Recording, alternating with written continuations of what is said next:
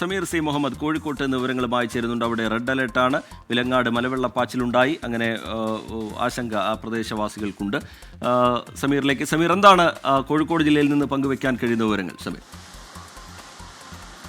റിജിത്ത്, കോഴിക്കോട് ജില്ലയുടെ കിഴക്കൻ മലയോര മേഖലയിൽ ശക്തമായ മഴ ലഭിക്കുന്നു. അതിൽ ഏറ്റവും പ്രധാനപ്പെട്ട കാര്യം റിജിത്ത് സൂചിപ്പിച്ചതുപോലെ തന്നെ വിലങ്ങാട് ഉണ്ടായിട്ടുള്ള മലവെള്ളപ്പാച്ചിലാണ്.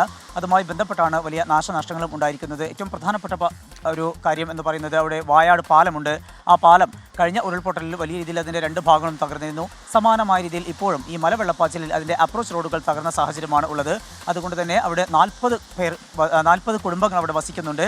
ഉന്നതിയിലേക്ക് പോകുന്ന ഏക മാർഗ്ഗമാണത്. അതുകൊണ്ട് തന്നെ ഇപ്പോൾ പാലത്തിൻ്റെ രണ്ട് ഭാഗവും തകർന്ന പശ്ചാത്തലത്തിൽ ആ വായാട് ഉന്നതിയിലുള്ള ജനങ്ങളെല്ലാം തന്നെ ഒറ്റപ്പെട്ട ഒരു സാഹചര്യമാണ് ഉള്ളത്.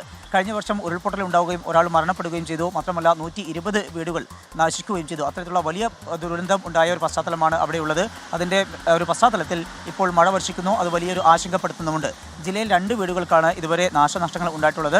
മറ്റിടങ്ങളിലൊക്കെ തന്നെ വലിയ രീതിയിലുള്ള മഴ സാധ്യതയുണ്ട്. അതുകൊണ്ട് തന്നെ അതിതീവ്ര മഴയ്ക്കുള്ള സാധ്യതയുടെ പശ്ചാത്തലത്തിൽ ജാഗ്രതാ നിർദ്ദേശം ജില്ലാ ഭരണകൂടം നൽകിയിട്ടുണ്ട്. പ്രധാനമായും തീരമേഖലയിലും അതുപോലെ തന്നെ മലയോര മേഖലയിലുമാണ് ജാഗ്രതാ നിർദ്ദേശം നൽകിയിരിക്കുന്നത്. ശരി, സമീർ സി മുഹമ്മദ് കോഴിക്കോട്ട് നിന്ന് വിവരങ്ങൾ നൽകുകയായിരുന്നു.